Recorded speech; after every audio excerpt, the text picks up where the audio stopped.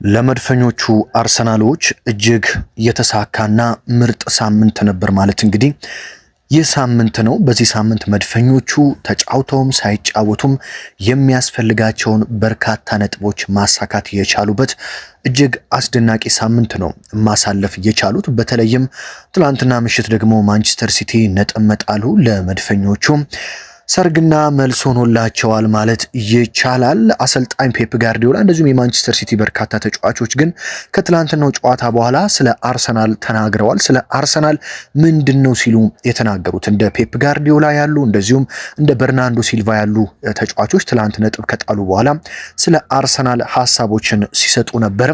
በርካታ የአርሰናል ደጋፊዎች ደግሞ የሰንደርላንዱን ተጫዋችና የቀድሞው የአርሰናል ተጫዋች ግራኒት ዣካን ከልባቸው እያመሰገኑት ይገኛሉ። ለምንድን ነው ያመሰገኑት የሚለውን ጨምሮ አርሰናል አሁን ይህንን እንግዲህ ጥሩ እድል በአግባቡ የሚጠቀምበት ጊዜ የደረሰ ይመስለኛል። ይህንን እድል በአግባቡ የሚጠቀም ከሆነ አርሰናል ዘንድሮ የፕሪሚየር ሊጉን ዋንጫ የማያሳካበት ምንም ምክንያት የለም። እንደዚሁም ደግሞ መድፈኞቹ በቀጣይ የሚያደርጉትን ጨዋታ ጨምሮ ስለተጎዱ ተጫዋቾች በአርሰናል ቤት ስላሉ አዳዲስ ወሳኝ መረጃዎች እንደተለመደው በአማረ መልኩ ወደ እናንተ አደርሳለሁ። ሰብስክራይብ ማድረግ አይረሳም። በቀጥታ እንግዲህ ወደ መረጃዎቹ ነው የምወስዳችሁ።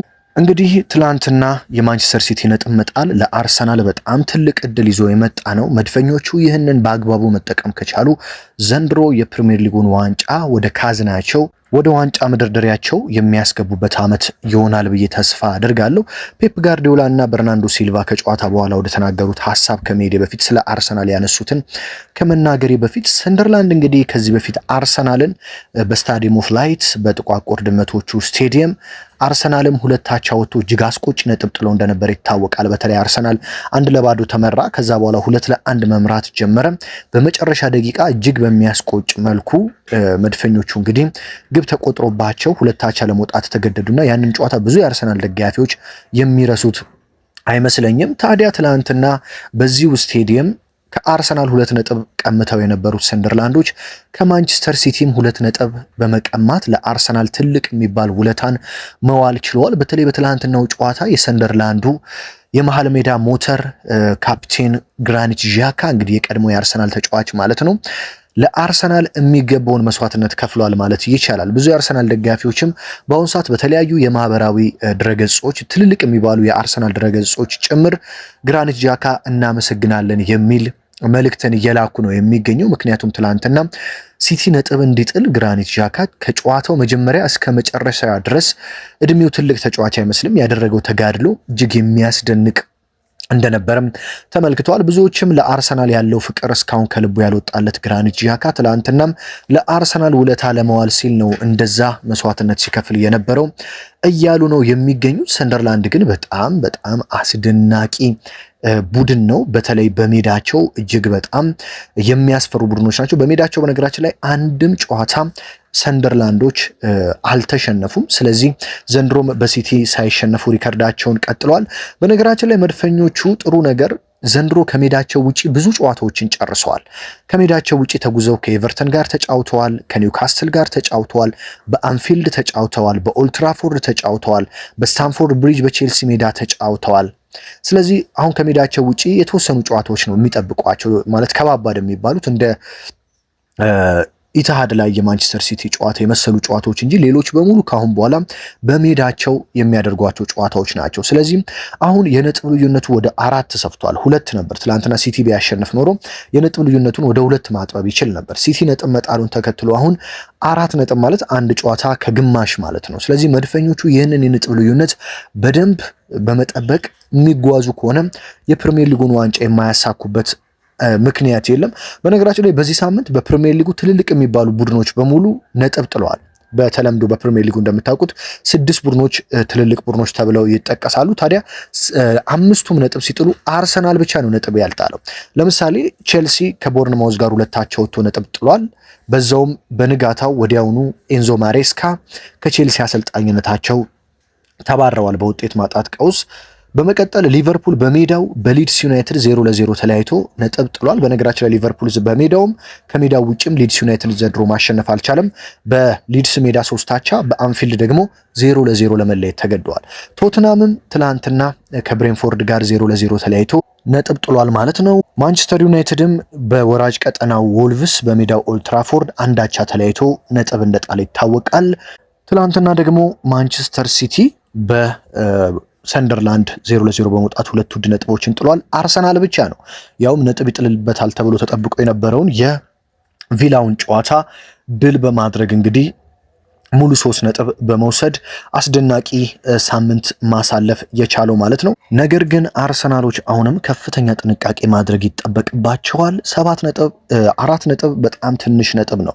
ይህን ያልኩበት ምክንያት ለምን መሰላችሁ? ማንቸስተር ሲቲ በፕሪሚየር ሊጉ 3 ሲዝኖች ላይ 19 ሳምንተኛ ላይ ሲደረስ 41 ነጥብ ከዛ 42 ነጥብ ከዛ በመቀጠል 40 ነጥብ ነበር የሰበሰበው። በ2021 ሲቲ የበላበት ዓመት 41 ነጥብ ነበረ በ19 ሳምንት። በ22-23 42 ነጥብ ነበረ። በ23-24 40 ነጥብ ነበረ። አሁን በዚህ ሲዝን 41 ነጥብ ላይ ደርሷል። ነገር ግን ባለፉት አሁን በነገርኳችሁ 3 ሲዝኖች 3ቱንም የውድድር ዓመት ዋንጫ የፕሪሚየር ሊጉን ዋንጫ ከአርሰናል መቀማት ችሎ ነበር። ስለዚህ መድፈኞቹ አሁንም በዚህ ነጥብ ልዩነት ሊዘናጉ አይገባም። 4 ነጥብ በጣም ትንሽ ነው። ቀጣይ ጨዋታዎችን ድል በማድረግ አሁንም ከዚህ በላይ የነጥብ ልዩነቱን ማስፋት ይኖርባቸዋል። የማንቸስተር ሲቲው ተጫዋች በርናንዶ ሲልቫ ከጨዋታው በኋላ እንግዲህ በንዴት በጣም የሚያስከፋ ጨዋታ ነው፣ ውጤቱ አስከፍቶናል፣ ተናድጃለሁ፣ ነገር ግን ገና አመቱ ረጅም ነው፣ ስለዚህ አሁንም ከዋንጫ ፉክክሩ አልወጣንም ሲል ተናግሯል ማለት ነው። እንግዲህ ሰንደርላንድ በጣም ምርጥ ቡድን ነው፣ ክብር ይገባቸው ካለ በኋላ ነገር ግን ለዋንጫ የምንፎካከረው እኛ ነን፣ ከመሪው ላለመራቅ ከመሪው አርሰናል ላለመራቅ መጣር አለብን፣ እንደዚህ አይነት ጨዋታዎችን ማሸነፍ ይጠበቅብን ሲል እንግዲህ በርናንዶ ሲልቫ ተናግሯል። ዛሬ ይህንን ማድረግ አልቻልንም፣ ብዙ እድሎችን አባክነናል፣ ነገር ግን በቀጣይ ጨዋታ ማድረግ እንችላለን፣ ስለዚህ ውጤቱ አስከፍቶናል፣ ነገር ግን ገና የውድድር ዓመቱ ረጅም ስለሆነ አሁንም ለዋንጫው እንፎካከራለን፣ ከአርሰናል ላለመራቅ ከፍተኛ ጥረት ማድረግ አለብን ሲል እንግዲህ አርሰናል ላይ ጫና ለማድረግ ይህንን ንግግር አድርጓል። አሰልጣኝ ፔፕ ጋርዲዮላም ከጨዋታው በኋላ 1 ነጥቡን በጸጋ እንቀበላለን ሲሉ ተናግረዋል። ፕሪሚየር ሊጉ ገና ረጅም ጉዞ ይቀረዋል፣ ስለዚህ በዚህ ውጤት ብዙም አትከፉ ሲሉ የተናገሩ ሲሆን ቡድናቸው በሁለተኛው አጋማሽ ጥሩ መንቀሳቀሱንና በርካታ እድሎችን አልተጠቀምንም ሲሉ ተናግረዋል። አሰልጣኝ ፔፕ ጋርዲዮላ በንግግራቸውም እንግዲህ አሁንም ከአርሰናል ላለመራቅና ወደ አርሰናል በመጠጋት ዋንጫውን እንግዲህ ጫና ለማድረግ ጥረት እናደርጋለን። አሁን ሮድሪ ተመልሷል። ሮድሪ መመለሱ ደግሞ ለቡድናችን ከፍተኛ ጥንካሬ ይሰጣል ሲሉ አሁንም አርሰናልን በማስጨነቅ ዋንጫውን ለመቀማት ከፍተኛ ጥረት እንደሚያደርጉም ተናግረዋል ማለት ነው። ስለዚህ አሁን አሰልጣኝ ሚኬል አርቴታና ሌሎች የአርሰናል አባላት በአርሰናል ተጫዋቾች ላይ ከፍተኛ የሆነ የስነ ልቦና ግንባታ መስራት ያለባቸው ሰዓት ነው። እንደምታውቁት ባለፉት ዓመታት አርሰናል ፕሪሚየር ሊጉን እየመራ በሲቲ ዋንጫ ተቀምጧል። ያ እንዳይደገም እያንዳንዱን ጨዋታ እንደ ፍጻሜ እንዲመለከቱ እያንዳንዱን ጨዋታ ድል በማድረግ እንዲወጡ አርሰናል ላይ ከፍተኛ የሆነ የስነ ልቦና ግንባታ ማድረግ ይጠበቅባቸዋል። አርቴታ ለመድፈኞቹ ጥሩ ዜና እንግዲህ በርካታ ተጫዋቾች ከጉዳት ተመልሰዋል። እንደ ካይ ሃቨርትዝ፣ ማጋሌሽ፣ ጄሱስ ያሉ ተጫዋቾች በጥሩ አቋም ላይ ይገኛሉ።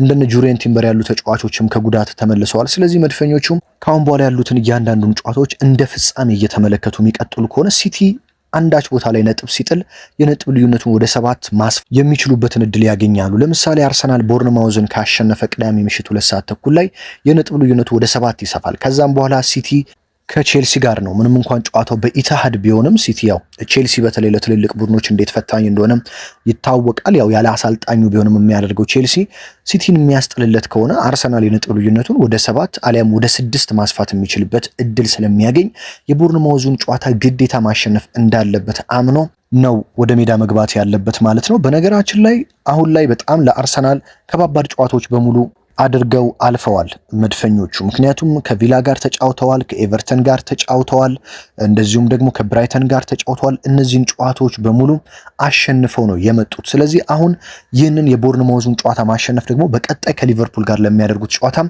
ከፍተኛ የሆነ በራስ መተማመን ነው የሚሰጣቸው። ቦርንማውዝ ባለፉት 5 ጨዋታዎች በነገራችን ላይ ድል ማድረግ አልቻለም። 4ቱን አቻ ነው የወጣው፣ በአንዱ ደግሞ ተሸንፈዋል። አርሰናል ደግሞ ያለፉትን 5 ጨዋታዎች በሙሉ ድል አድርጓል። ያም ቢሆን ጨዋታው በቪታሊቲ ስቴዲየም ነው፣ በቦርንማውዝ ስቴዲየም ነው። ምን ያህል ከባድ እንደሆነ የቦርንማውዝ ስቴዲየም ይታወቃል። ስለዚህ መድፈኞቹ ከዛ ስቴዲየም ነጥብ ይዘው መውጣት የሚችሉ ከሆነ ከፍተኛ የሆነ ጥንካሬ ይሰጣቸዋል። በርንሌ ወራጅ ቀጠና ላይ ያለው ቡድን ወደ ቦርንማውዝ ሄዶ አቻ ወጥቶ እንደመጣም ይታወቃል። ስለዚህ መድፈኞቹ ደግሞ ወደዚህ ሜዳ ሄደው ነጥብ ይዘው መውጣት የሚችሉበት ከፍተኛ እድል ይኖራቸዋል። በተለይ እንደነ ዲክላን ራይስ እንደነ ማጋሌሽ ያሉ ተጫዋቾች በጨዋታው ላይ ይኖራሉ ተብሎ ስለሚጠበቅና እስካሁን ድረስ በጉዳቱ የከፋ መረጃ ስለሌለ ከዚህ ጨዋታ ላይ ውጤት ይዘው መውጣት የሚችሉ ከሆነ አርሰናሎች የነጥብ ልዩነቱን ወደ 7 በማስፋት ሲቲ ላይ ሌላ ከፍተኛ ጫና በማሳደር ከቼልሲ ጋር ላለው ጨዋታ ሲቲ እንዲቸገር ማድረግ ስለሚችሉ አርቴታና የአርሰናል ስብስብ እዚህ ላይ ከፍተኛ ስራ መስራት አለባቸው ማለት ነው። እንግዲህ በአሁኑ ሰዓት በርካታ የእግር ኳስ ተንታኞችም አርሰናል የፕሪሚየር ሊጉን ዋንጫ ከ70% በላይ የማሳካት እድል እንዳለው እየተናገሩ ይገኛሉ። ምክንያቱ ደግሞ ያለው የስብስብ ጥልቀት፣ በተለይ አሁን ላይ ደግሞ ብዙ ተጫዋቾች ከጉዳት መመለሳቸው፣ የትኛውም ጨዋታ ቢከብደው ከተቀያሪ እንኳን እየገቡ ጨዋታውን መቀየር የሚችሉ ተጫዋቾች ስላሉት በደንብ ውጤቶችን ይዞ የመውጣት እድል ያለው አርሰናል ነው ካሁን በኋላ። ስለዚህ ፕሪሚየር ሊጉን ያሳካል ሲሉ ትልልቅ የሚባሉ ተንታኞች እየተናገሩ ይገኛሉ። በተለይ አርሰናል በቀጣይ ከቦርንማውዝ እና ከዛ ቀጥሎ ደግሞ ከሊቨርፑል ጋር ያለውን ጨዋታ በድል መወጣት የሚችል ከሆነ የውድድር ዓመቱን በሚገባ ማስታገስ ይችላል። በእርግጥ ከዛም በኋላ እንደ ኖቲንግሃም ከዛ በሜዳው ደግሞ ከማንቸስተር ዩናይትድ ጋር የመሳሰሉ ጨዋታዎች ቢኖሩበትም አብዛኞቹ ከዚህ በኋላ ያሉትን ጨዋታዎች በሜዳው ነው የሚያደርገው። ከሜዳው ውጭ ያሉ ጨዋታዎችም ያን ያህል ብዙም ከበድ ይሉታል ተብለው የማይጠበቁ ጨዋታዎች ናቸው።